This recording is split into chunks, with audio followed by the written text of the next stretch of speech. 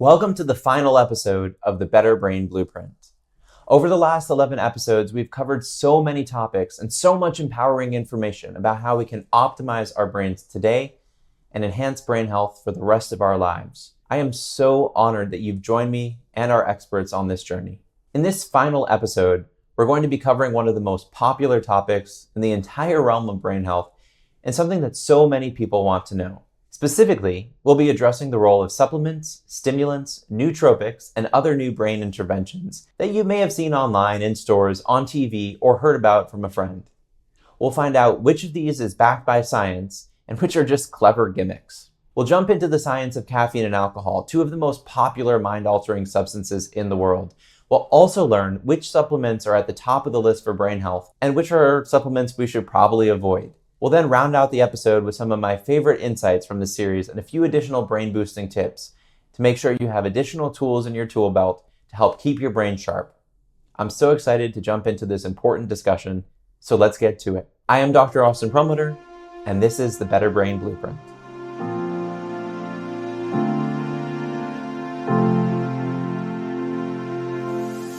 Having a healthier brain feels empowering. Limitless. Inspiring. It feels peaceful and it feels hopeful. It is so essential to your health. Your brain is your greatest asset. Improve your brain. Improve your brain. Improve your brain. Improve your life. Improve your life. There is no alternative. Live better longer. You deserve that.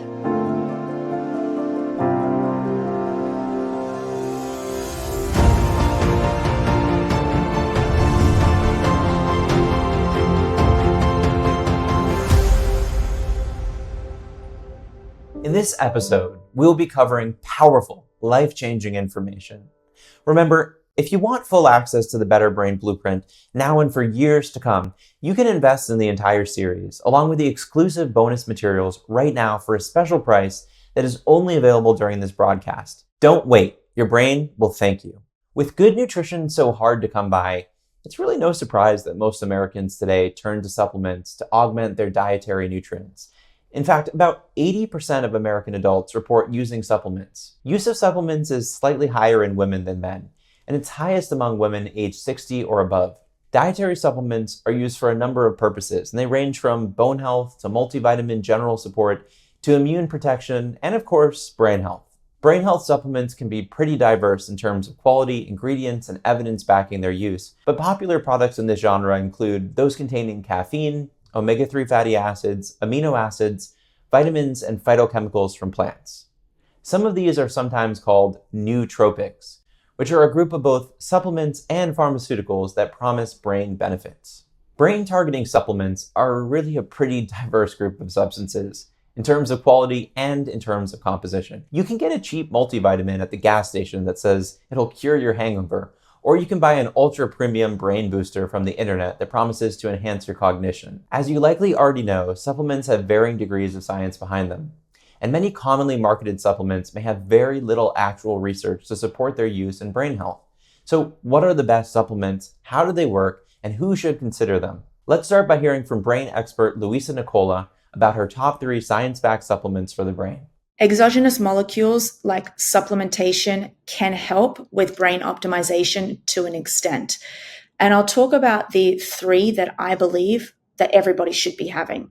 The first one is creatine. I've studied creatine a lot, especially as it relates to women, because I think that women really fear creatine. So let's talk about what it is. It's naturally occurring, in the body, and it's also, in high volumes in red meat, liver, beef, etc.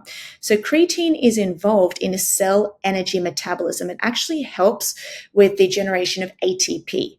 So this is what's giving us energy to lift weights, energy to run, energy to think. So we have it in the brain, and we've also got it in the body. Now, 10 years ago, even 5 years ago, most people were taking creatine to get bigger, to get stronger and help with, enhanced athletic performance. We now know that creatine is fundamentally important for brain health because we need neuronal energy, and that gets depleted throughout the day and throughout our life and through chronic stress, etc. So supplementing with creatine, I think, is really fundamentally important. And you can start with 5 grams a day.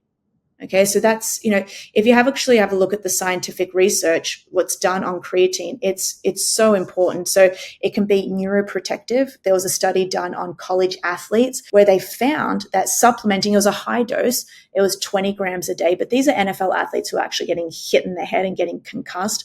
But they found that if they were supplementing with 20 grams of creatine per day, and this was only over a 1-week time frame, that they dramatically protected their brain against post-concussive syndrome. So the moment that they get hit. So I think that's really important. So if you're protecting your brain from, getting hit, then it's got to serve, as a neuroprotection in neurodegenerative diseases as well. So that's the first thing. And always start at a low amount. I always say 5 grams a day is sufficient enough, and you can move up from there.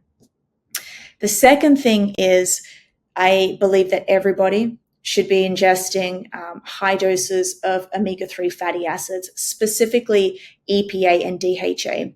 We know that EPA and DHA is actually implicated in neurodegenerative diseases and also in the blood-brain barrier.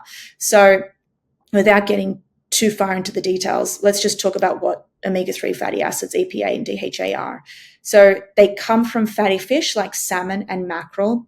And omega-3 fatty acids are separated into 3 parts. You've got EPA, DHA, and ALA. And the ALA is the omega-3 fatty acids that come from things such as flax seeds and chia seeds. So EPA and DHA, I think, are extremely important. They help with cell membrane fluidity. So there's a lot of talk about nootropics and people who want to lean on that to give a more of an edge, to help them be able to focus or give them a little bit of a boost, if you will, to get through the second half of their day. My approach towards it is I always like to go more with behavioral changes first, personally. Now, who am I to say, like, everybody ultimately is accountable to themselves, and as long as you're not hurting another individual or potentially, hurting yourself, I would prefer people to choose actions that are more natural, certainly.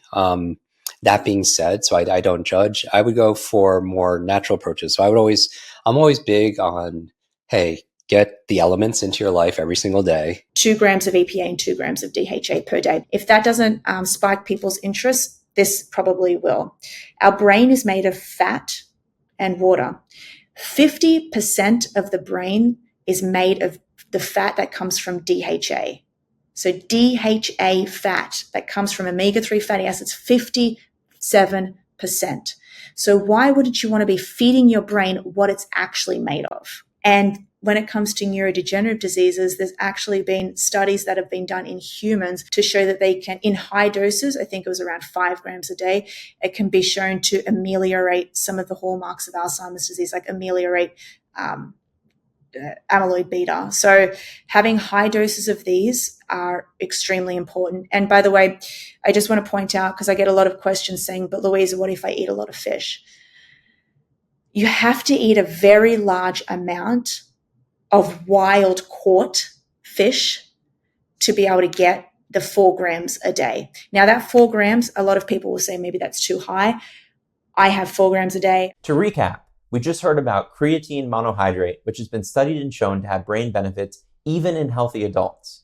Then we discussed the omega-3 fats, DHA and EPA, which are found naturally in high concentrations in fish and other seafood, as well as in algae. Finally, we discussed B vitamins, which can be deficient in many, including especially B12 in those taking certain medications or who have had GI procedures or issues. But let's take a step back for just a moment and let's talk about the bigger picture. First, what are some common myths and misconceptions around supplements? Let's cover a few of the most important. 1, taking a supplement is a substitute for or offsets a poor diet and an unhealthy lifestyle. 2, more supplements are better. 3, the same supplements work for everyone. 4, supplements are all safe. 5, supplements are all standardized. 6, natural and similar words mean a supplement is standardized in quality and effective. As you can tell from this short list, there are many things we really need to be thinking of before we ever consider putting a supplement into our mouths. Maybe the most important part of this conversation, though, is, where should a supplement factor into anyone's thinking? Why can't we just get enough of our key nutrients through our food? I am all in favor of trying to use food first and to get all the nutrition you can through your diet. But the reality is most people don't have access to or the ability to prioritize a diet that covers all the essentials for a healthy brain. Beyond this, there are many people with deficiencies and insufficiencies who might benefit from additional supplementation. Let's dive into some of the nuances with our experts. You need supplements for optimal mental health. I think that's a huge myth. They certainly help some people, but I get asked about supplements a lot, and I always kind of answer something around like, I want to be your food guy. And part of that is like, there's lots of people trying to get you various supplements, but like, I want to get you lentils. I want to like see if I said clams, and that means next time you see pasta vongole on the menu, you say yes. I want to see if when I said leafy greens and pestos, somebody out there listening started to salivate a little bit like I do. Like, oh man, I haven't had pesto in a while. Like that's where I think that it's not a myth, but I think that it's where people think food is nutrients. And I think that is blasphemy. Food is sacred. Food connects us to this planet, right? All of our food, every calorie starts with energy from the sun. You know, we're part of this like really amazing, wonderful biological cycle. And so I think reducing food to nutrients and supplements and things that aren't like, I don't know, I see it in a very spiritual way, aren't like within here. Vitamin D, D3 is so very important for your brain. You know, your B vitamins also as well. But I always like to work on my habits first, my routines, my environment, and then go, inside, and then go, higher levels of sophistication. If you're only sleeping 3 hours a night, none of the best nootropics in the world are going to be good enough to compensate, for that performance drop. There are two pieces to this. So one of them is there's no question supplements can be very helpful.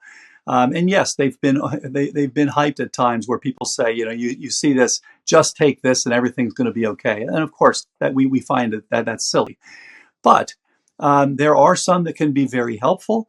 And yes, we have to remember, I think, as practitioners going forward, in the past, we learned this problem, write this prescription. Oh, that problem, write that prescription. We have to clear that out. And we have to remember, and we have to kind of get an idea of, for each person, what is the ongoing physiology or pathophysiology? And we have to remember, as soon as we write a prescription or recommend a supplement, we are altering that physiology and pathophysiology. So we have to keep that in mind.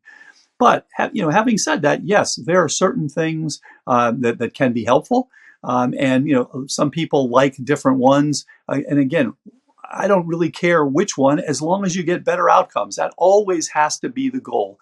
Reducing the global burden of neurodegenerative disease must be the goal for all of us. So yeah, I absolutely think there's a role for supplements as well as the basics: the diet, exercise, sleep, stress. Supplements are meant to supplement. They cannot replace a healthy diet. So I think it's really important that the vast majority of the nutrients that we glean from our diet would be our major focus. Too many people shortcut the supplements instead of improving their diets. So I would say, first of all, improve your diet, make sure that you eat as healthily as you can, and then get tested. Many studies show that taking supplements just for the sake of it is not really helpful. We have medications that work through selective serotonin reuptake inhibition, and we want to make sure that people don't suddenly stop taking a medication because these are life-saving for many individuals. We want to just be more careful about how we think about it. So it's not all about serotonin, and I think we know that now. I think there are many more factors that we understand, including what we've talked about, like lifestyle factors. And I think that ongoing research will help us understand the more that we need to know. One brain-specific area of supplementation that's become a massive market is sleep aids. To be clear, there are lots of prescription drugs for sleep, and then there are over-the-counter medications, and then there are supplements. Unfortunately, we're seeing a lot of issues with this entire category. Sleep prescription medications can be helpful to some, but in the long run, they're associated with higher risk of death and Alzheimer's disease. Over-the-counter sleep medications can build dependency and may themselves increase risk for falls and other negative outcomes. Sleep supplements often include melatonin, which can be included in doses that don't even come close to what's listed on the label. Beyond this, the evidence for sleep supplements like valerian root may not be as great as we think, but if they're coming from high-quality sources, they're likely lower risk. Dr. Audrey Wells is a sleep doctor with decades of experience on this very topic, including the role of molecules like CBD and alcohol, as well as sleep aids. For more on how to get good sleep without relying on drugs, over-the-counter pills, or even supplements, I'd highly encourage you to go back and rewatch episode 5. Over-the-counter medications for sleep are a really tempting way for somebody to get help. So they're readily available. You can pick something up on your trip to the grocery store or the pharmacy, and marketing claims are strong, despite lack of scientific evidence that they're helpful for most people. Now, when you look at research papers for anything, they are reporting sort of averages over groups. And I'm not here to yuck somebody's yum, okay? So when somebody is telling me I take this supplement and it helps me, okay, fine. I would like to look at it and see if it has potential to interact with other medications. I do have the alcohol talk with folks because alcohol is a sedative and it interacts negatively with medications. Plus, it's not good for your sleep either, even though some people use it to help them get to sleep. So all of these are kind of factors for any one individual. And I think by how many vectors I've opened up here, you can see that it's kind of a complicated situation the more things you're adding to the mix. When a person is asking me about CBD or marijuana to help them sleep, the data is a little mixed. What is clear is that the CBD component may be helpful in people getting to sleep and even staying asleep. It doesn't take much, so higher doses are not going to give you a bigger effect. And it's relatively safe. I would say definitely more safe than alcohol. Alcohol is a nemesis for sleep, despite the perception that it helps. So again, if somebody wants to try that or is already doing that, I don't have a huge problem with it, but I do like to have a frank conversation about escalating doses or timing, because with some of these substances, the hangover effect is really real. So it sort of bleeds your sleep over into the next day. Part of that, I think, is because this is not a natural sleep state with a substance introduced into the mix. We've covered a lot of information about brain supplements, but of course there are many other products that you might choose to consume or take for your brain. Remember that anything you consume that changes how you think, act, or feel is in fact a brain-active molecule. This includes a large number of prescription medications and even common food products like coffee and alcohol. While there's important nuance around who is using these products, as well as when and how these products are used, it's important that we talk through some of the potential risks associated with consumption of brain-active molecules in all forms. Let's talk about some key considerations around pharmaceuticals, coffee, and alcohol, as well as around supplementation. Now, we have to be careful about short-acting anxiety medications, particularly benzodiazepine medications like Xanax and Ativan, because they can be habit-forming, right? So they can lead to addiction. And, the recommendation is really that patients aren't taking short-acting medications like that for more than 2 weeks at a time. So I really reserve prescribing medications like that for patients who are experiencing the most severe forms of anxiety, and usually it's a more time-limited course of treatment. I think there's always a debate about coffee, alcohol, and lots of other substances. Certainly, coffee on its own is rich in plant polyphenols and has a lot of positive benefits on the brain and body. But it's often the caffeine that can set people off, make them feel more anxious or jittery or uncomfortable. So I think paying attention to what I call a pillar of nutritional psychiatry, which is body intelligence, becomes hugely important. If you drink a sip of coffee or drink a cup of coffee and you don't feel good, that's attention that you need to pay attention to that and realize maybe it's not for you. If you do consume coffee, drink it early in the day, drink it before 2 p.m., drink it in moderation, and also have what I call a clean cup of coffee. Don't douse it with a lot of added highly processed cream and tons of sugar. Black is best, but if you don't like it black, find a way to have a lighter coffee, but with a milk that's a little bit healthier, a healthier version than just a processed creamer. So those are my suggestions about coffee. When it comes to alcohol, a lot of people may not want to consume alcohol, and if you don't, that works for you. I commend you. A lot of other people do want to consume alcohol, and if they do, I have the following suggestions: always in moderation. Reach out for help if it's becoming a problem. Have a clean cocktail or a glass of wine. A clean cocktail, but what do I mean by that? Something that doesn't have a ton of juices, multiple liqueurs or multiple liquors, and tons of added sugar, like simple syrup is simply sugar. Those types of cocktails really are not helping your body, not only from the sugar load, but the alcohol itself. So everything in moderation. If you do consume alcohol, clean cocktails, a glass of wine now and then, and find some balance in how you are doing that. I'm not a huge fan of alcohol. I do think that alcohol can be very disruptive to the gut, can be very taxing on the liver.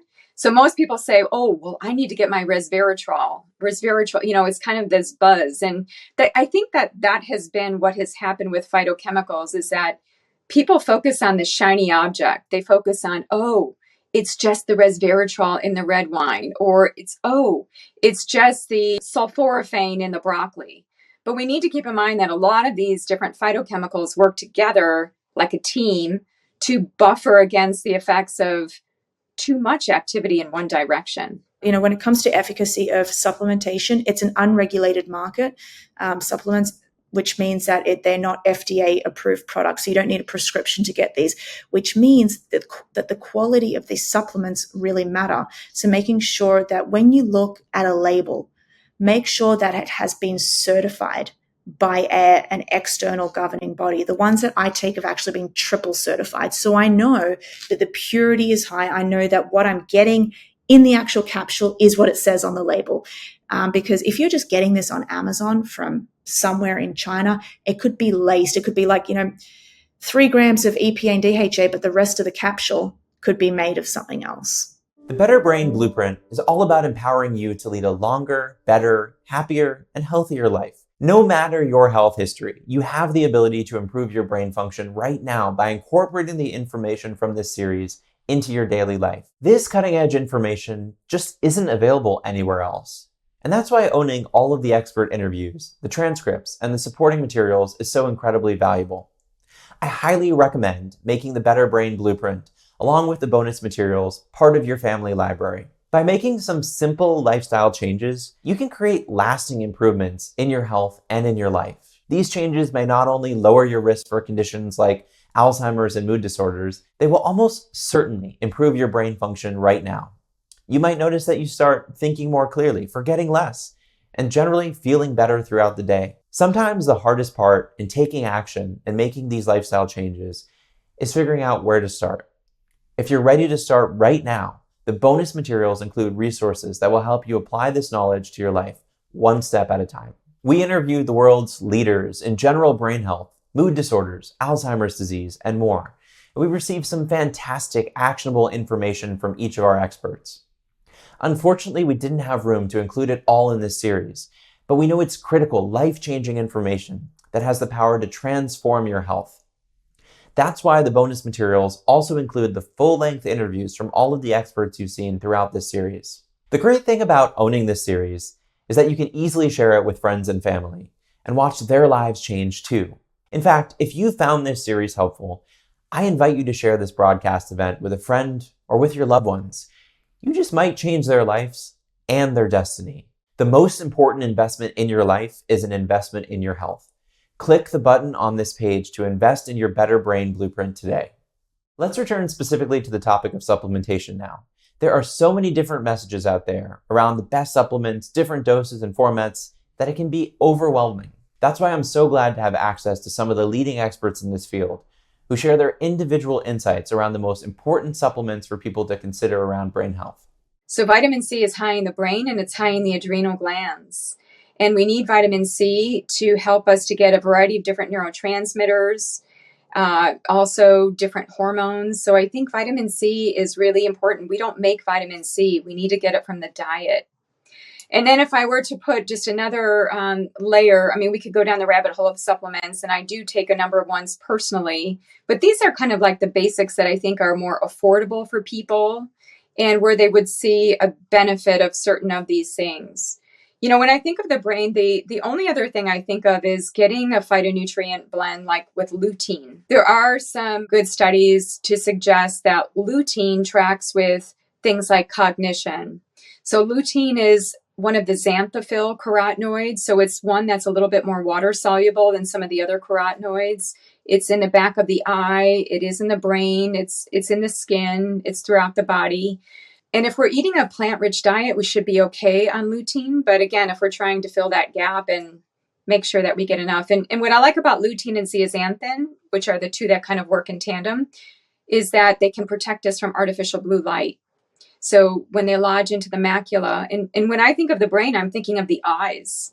The eyes are the portal to the brain, and that's how we even form pineal melatonin is through certain cells in the eye that register light or the absence of blue light. I think everybody pretty much needs a B complex, needs omegas. Some people need probiotics, some people don't, depending on if they have overgrowth or not enough good bacteria. So I'm always looking at gut. I mean, gut supplements are pretty important for everyone in my practice. I found almost everybody needs some gut support. Just because you need, not some people just got really lucky with healthy guts, but typically if you're coming to a health optimization doctor, you usually don't have a perfect gut.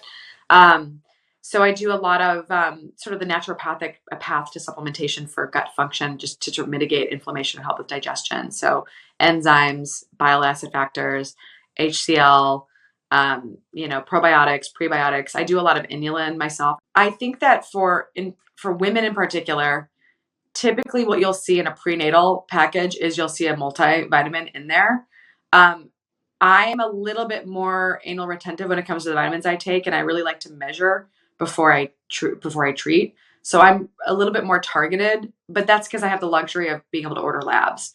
If you don't order labs regularly and you're kind of flying blind, I'm not going to say a multivitamin is a bad idea, but you really want to source it really, really well from like a high quality company. It's funny, like I don't usually use multivitamins in my practice, but if somebody wants a simplicity, then yes, of course it's an option. We make sure that everyone that we are giving a supplementation regime to, that we make sure that we've actually tested it through their blood. There's no point in taking something, people are like, maybe I should take vitamin D. It's like, well, don't take vitamin D unless you really know what your vitamin D levels are at. So make sure you're going out and you're getting a blood test. You can even get an omega-3 index test, which measures the amount of omega-3s in a red blood cell. Really important test. You can go get that done. So before you take anything, make sure that you've checked your levels and that you've consulted with somebody. But when you go and get a blood test, you may see that you have an elevated homocysteine level, which we don't need to go into that, but it's basically, it can be implicated if you've got a high level, which I believe is, for us benchmarking, we benchmark it at 8. So if you've got a high level over the level of 10, it can actually be implicated in neurocognitive diseases and neurodegenerative diseases. So we want to be able to bring that homocysteine level down. We want to keep it down for both cardiovascular disease risk and neurodegenerative disease risk. One way to bring that down is through B vitamins. So B vitamins are really important. We want to make sure that we have an optimal amount of B vitamins in our blood. So that would be the other supplements that I would take. You can take this in a B complex, which is you get just one capsule. It's got many different B vitamins in there, or you can take them singularly. So the most important nutrients to pay attention to for brain health, whether for prevention or for management of an existing condition, would be B12 and some of the key B vitamins, like B6 and B9, folate. Omega-3 fatty acids, you want to have a good ratio relative to the omega-6, which are more pro-inflammatory, whereas the omega-3s are more anti-inflammatory. And then my favorite, the antioxidants. You want to check your levels of vitamin C, vitamin E, and coenzyme Q10 at the minimum. We also do beta carotene, which is really important, and we do antioxidant minerals like selenium. You also want to make sure that you do not have heavy metals in your blood, like aluminum or lead, because those are toxic for brain health. And of course, fats like cholesterol and triglycerides and blood sugar levels, you have to test those as well. Because I'm not a medical doctor or a nutritionist or anything that ends with an ist, online, I would say talk to the professionals that you have, in this series. Talk to a good functional medicine doctor, have them do a gut microbiome test, food sensitivity, because some people just, don't process kale very well. So it's not, I personally don't take a one thing approach to everybody. Even when these learning types, I don't think rote memorization works for everybody. Not everybody can do visualization because they're not very visual, and same thing as I don't do kind of prescriptive stuff, with their learning types. Everybody biologically, while we're the same, there are these little differences also as well. I think the basic stack would be a good multivitamin, fish oil, a vitamin D. I would usually add a methylating nutrient support, which is like folate, B6, B12, and some other methylating compounds. And I would start there. Like if you can only do a limited amount, I think there are others that may be really beneficial, and they're still sort of in progress around research. I like things that help mitochondrial function, and some of these ancient longevity switches, things like quercetin, which regulates blood sugar, activates AMPK, which we know metformin does, and there's been some evidence that can reduce the risk of diabetes and also cognitive issues. Getting a lot of DHA, that important omega-3 in your diet, I think is really critical. I think around 1,000 milligrams a day is a reasonable dosage. We do see that there are recommendations for a lot more in individuals who've had, for example, a brain injury, or in individuals who are experiencing cognitive decline. And I've really never seen any downside of 2,000 to 3,000 milligrams of DHA a day. Obviously, the amount of any supplement that anyone would take should be something they discuss with their healthcare provider. DHA is available in capsule form and liquid form, and you also get it when you consume a fatty fish like salmon. Salmon is a rich source of DHA. And, a portion of salmon, 8-ounce portion, is a really good resource as it relates to getting a DHA on board as well. We've talked several times in this series about phytochemicals, which are also known as phytonutrients. This is the large group of thousands of molecules produced by plants that help them to adapt to changing environmental pressures. And we now know that when we consume certain groups of these molecules, we may experience some benefit as well. Phytonutrients can be consumed in supplement form, but one of the best ways to get more access to these diverse molecules may be as simple as making a couple of changes around our beverages. One of the ways to get concentrated amounts of phytochemicals is to have tea, herbal tea. If we look at cultures that tend to live the longest, these are the nonagenarians. These are the centenarians. These are the people that are living to 90, 100, over 100. What we see is that tea punctuates their day. And so one of the things that I mention is to steep your tea for a longer time so that you actually get a concentration of catechins, one of the categories of polyphenols that can be efficacious for a number of different things. So steep your tea long to the point that it becomes very bitter.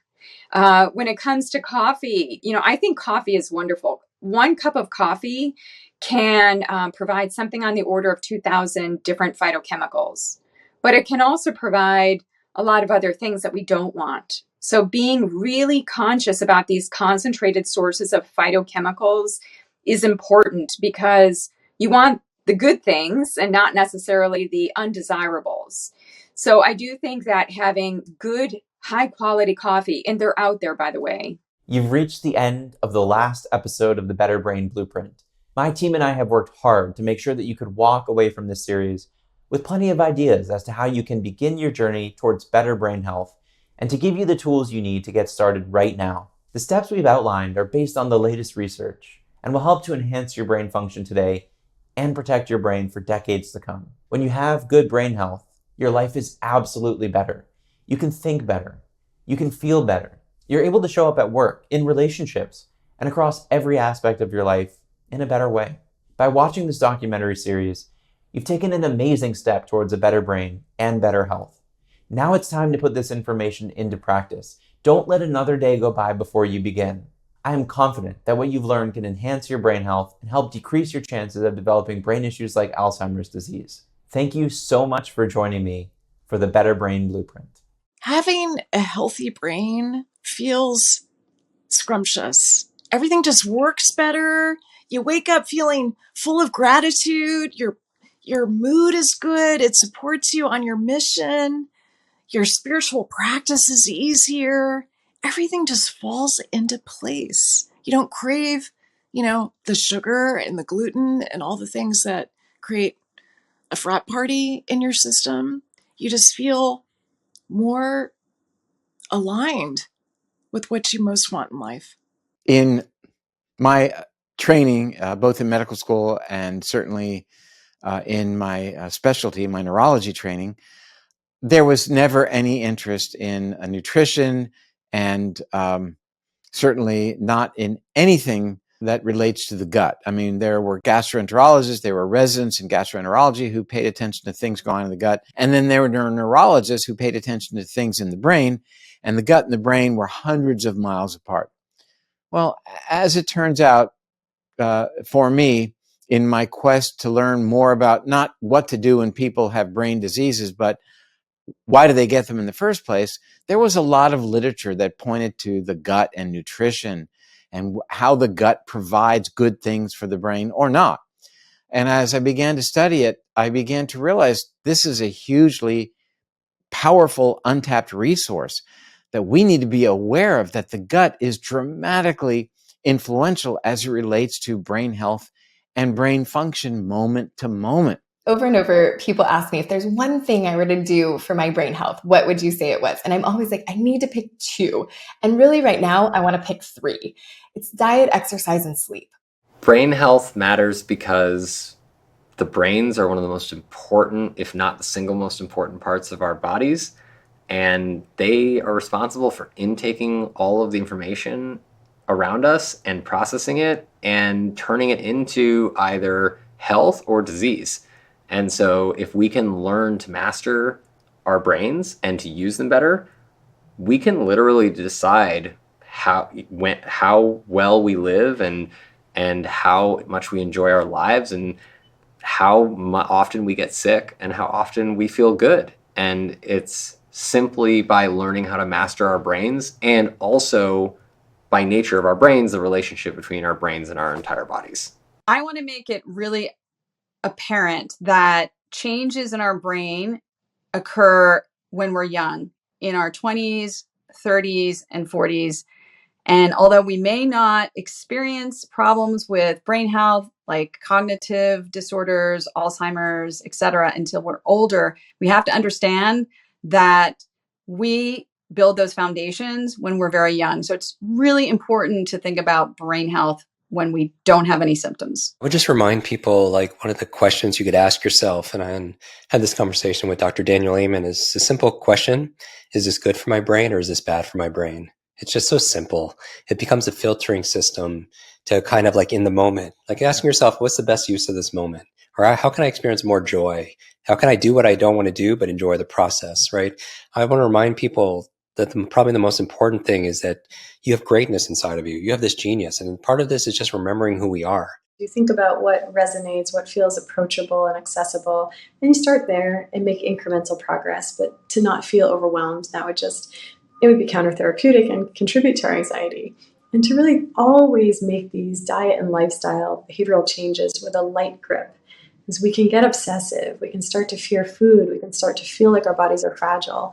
And that's also countertherapeutic, especially if it makes our lives smaller. So something everyone can do on a daily basis that a lot of people are missing is to make a mental fitness plan. Mental fitness is really about the behaviors, the acts, the habits we can get in that are there for us day in, day out. It's not about like doing cold plunge for a month. Right? It's about the daily rituals that matter to you. And so mental fitness, I think, is a really emerging and important concept. And having that plan that you've got a set of things in the back of your mind you're working on for you. not to impress other people, but you're working on for you because it matters to you to be a better partner, because it feels good to you to be more aware and in touch of your emotions. And so that's something I really work with my patients, certainly with myself, in terms of having those constantly evolving goals. I don't really see them as like targets to hit. I almost see them as these like companions that I'm walking with that say like, hey, yeah, you got any fish meals this week, buddy? Hey, like, wow, good job. Look at all those colors on the plate.